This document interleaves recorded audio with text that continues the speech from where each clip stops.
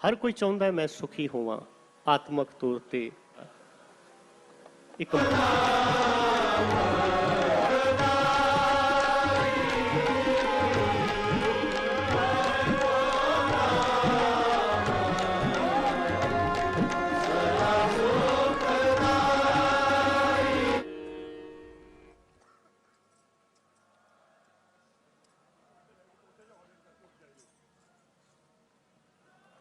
बोले हरनाम सिंह खालसा जी ਨੂੰ ਕਿਰਪਾ ਕਰਕੇ ਉਹ ਵੀ ਨਾਲ ਮੰਚ ਤੇ ਆਉਣ ਦੀ ਕਿਰਪਾਲਤਾ ਕਰਨ ਔਰ ਇੱਕ ਸ੍ਰੀ ਸਾਹਿਬ ਭੇਂਟ ਕਰਨ ਦੀ ਕਿਰਪਾਲਤਾ ਕਰਨ। ਬੋਲੇ ਸੋ ਨਿਹਾਲ।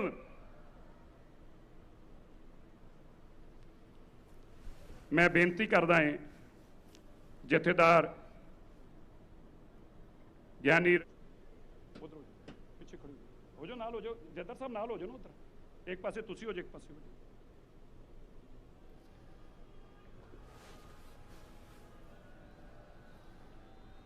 बोले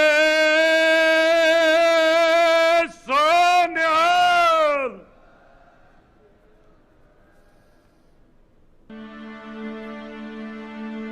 एक ओंकार सतनाम करता पुरख निर्भव निर्वैर अकाल मूरत अजूनी सैभं गुर प्रसाद जप। गुरुद्वारा सीसगंज साहब एक स्टैंप ਨੂੰ ਰਿਲੀਜ਼ ਕਰਨਗੇ। ਪ੍ਰਧਾਨ ਮੰਤਰੀ ਜੀ एक यादगारी टिकट। बोले सो निहाल। एक ओंकार सतनाम करता पुरख निर्भव निर्वैर अकाल मूरत अजूनी सैभं।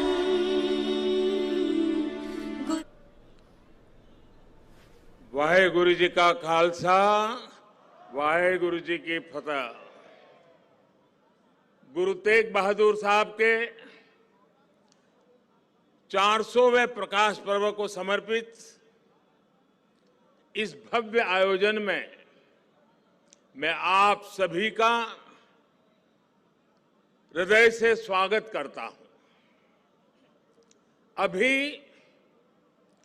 शब्द कीर्तन सुनकर जो शांति मिली वो शब्दों में अभिव्यक्त करना मुश्किल है। आज मुझे गुरु को समर्पित स्मारक डाक टिकट और सिक्के के विमोचन का भी सौभाग्य मिला है। मैं इसे हमारे गुरुओं की विशेष कृपा मानता हूं।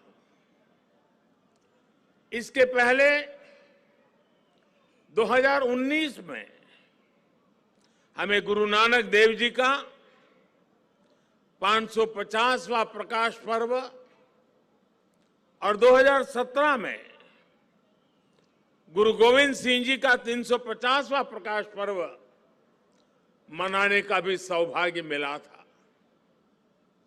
मुझे खुशी है कि आज हमारा देश पूरी निष्ठा के साथ हमारे गुरुओं के आदर्शों पर आगे बढ़ रहा है।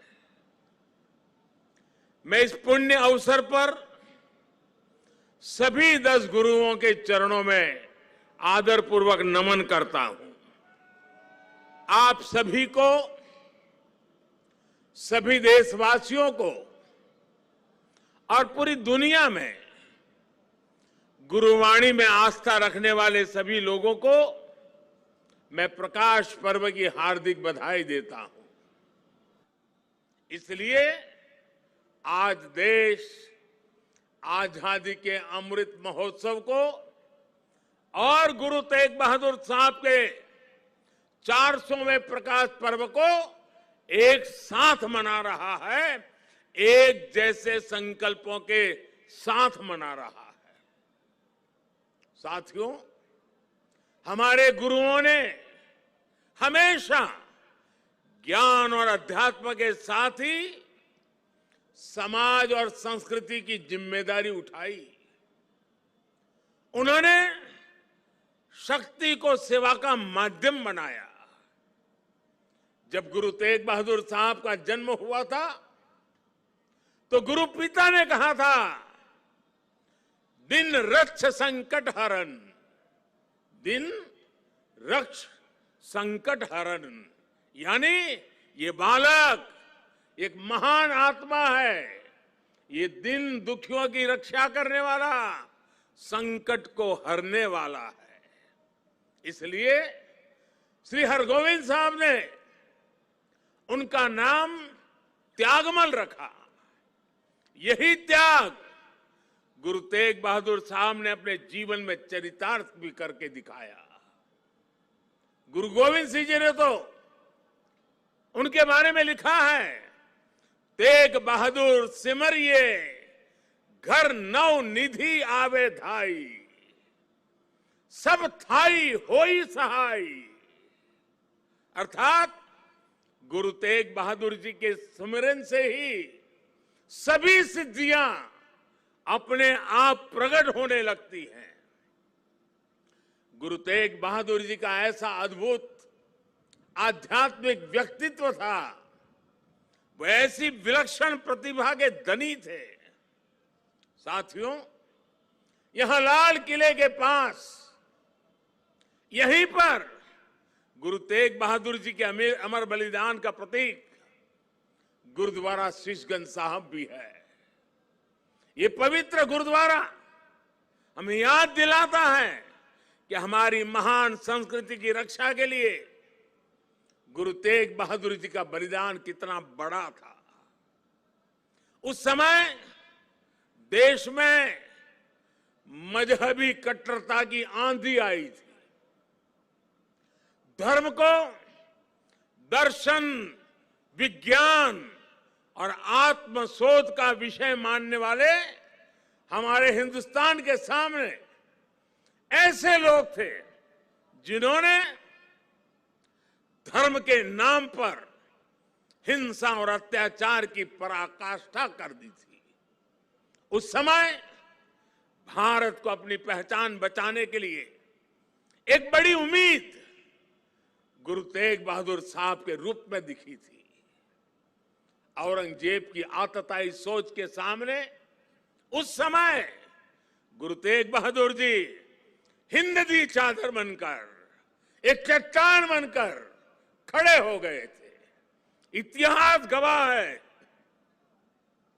कि वर्तमान समय गवाह है और ये लाल किला भी गवाह है कि औरंगजेब और उसके जैसे अत्याचारियों ने भले ही अनेकों सिरों को धड़ से अलग करा, लेकिन हमारी आस्था को वो हमसे अलग नहीं कर सका। गुरु तेग बहादुर जी के बलिदान ने भारत की अनेकों पीढ़ियों को अपनी संस्कृति की मर्यादा की रक्षा के लिए, उसके मान सम्मान के लिए जीने और मर मिट जाने की प्रेरणा दी है। बड़ी बड़ी सत्ताएं मिट गई, बड़े बड़े तूफान शांत हो गए, लेकिन भारत आज भी अमर खड़ा है। भारत आगे बढ़ रहा है। गुरु नानक देव जी ने पूरे देश को एक सूत्र में पिरोया। गुरु तेग बहादुर जी के अनुयायी हर तरफ हुए। पटना में पटना साहिब और दिल्ली में रकामगंज साहिब, हमें हर जगह गुरुओं के ज्ञान और आशीर्वाद के रूप में एक भारत के दर्शन होते हैं। भाइयों और बहनों, मैं अपनी सरकार का सौभाग्य मानता हूं कि उसे गुरुओं की सेवा के लिए इतना कुछ करने का अवसर मिल रहा है। पिछले वर्ष ही हमारी सरकार ने साहिबजादों के महान बलिदान की स्मृति में 26 दिसंबर को वीर बाल दिवस मनाने का निर्णय किया है। सिख परंपरा के तीर्थों को जोड़ने के लिए भी हमारी सरकार निरंतर प्रयास कर रही है।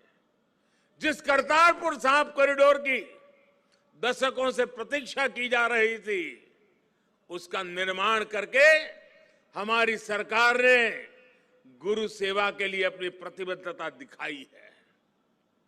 हमारी सरकार ने पटना साहिब समेत गुरु गोविंद सिंह जी से जुड़े स्थानों पर रेल सुविधाओं का आधुनिकीकरण भी किया है। हम स्वदेश दर्शन योजना के जरिए पंजाब में आनंदपुर साहिब और अमृतसर में अमृतसर साहिब समेत सभी प्रमुख स्थानों को जोड़कर एक तीर्थ सर्किट भी बना रहे हैं। उत्तराखंड में हेमकुंड साहिब के लिए रोपवे बनाने का काम अभी आगे बढ़ रहा है। साथियों, श्री गुरु ग्रंथ साहिब जी हमारे लिए आत्म कल्याण के पथ प्रदर्शक के साथ साथ भारत की विविधता और एकता का जीवंत स्वरूप भी है। इसलिए जब अफगानिस्तान में संकट पैदा होता है, हमारे पवित्र गुरु ग्रंथ साहिब के स्वरूपों को लाने का प्रश्न खड़ा होता है, तो भारत सरकार पूरी ताकत लगा देती है। हम न केवल गुरु ग्रंथ साहिब के स्वरूप को पूरे सम्मान के साथ शीर्ष पर रखकर लाते हैं, बल्कि संकट में फंसे अपने सिख भाइयों को भी बचाते हैं। हमारे गुरु की वाणी है, भय काहू को देत नहीं, भय काहू को देत नहीं, नहीं भय मानत आन, कह नानक सुनी रे मना, ज्ञानी ताही बखानी। अर्थात ज्ञानी वही है जो न किसी को डराए और न किसी से डरे। नई सोच, सतत परिश्रम और 100% समर्पण, ये आज भी हमारे सिख समाज की पहचान है। मुझे पूरा भरोसा है कि गुरुओं के आशीर्वाद से भारत अपने गौरव के शिखर तक पहुंचेगा। जब हम आजादी के 100 साल मनाएंगे तो एक नया भारत हमारे सामने होगा। गुरु तेग बहादुर जी कहते थे, साधो साधो गोविंद के गुण गाओ, मानस जन्म अमोल कपायो, व्यर्था काहे गवाऊं। इसी भावना के साथ हमें अपने जीवन का प्रत्येक क्षण देश के लिए लगाना है, देश के लिए समर्पित कर देना है। हम सभी मिलकर देश को विकास की नई ऊंचाई पर ले जाएंगे। इसी विश्वास के साथ आप सभी को एक बार फिर हार्दिक शुभकामनाएं देता हूं। वाहेगुरु जी का खालसा,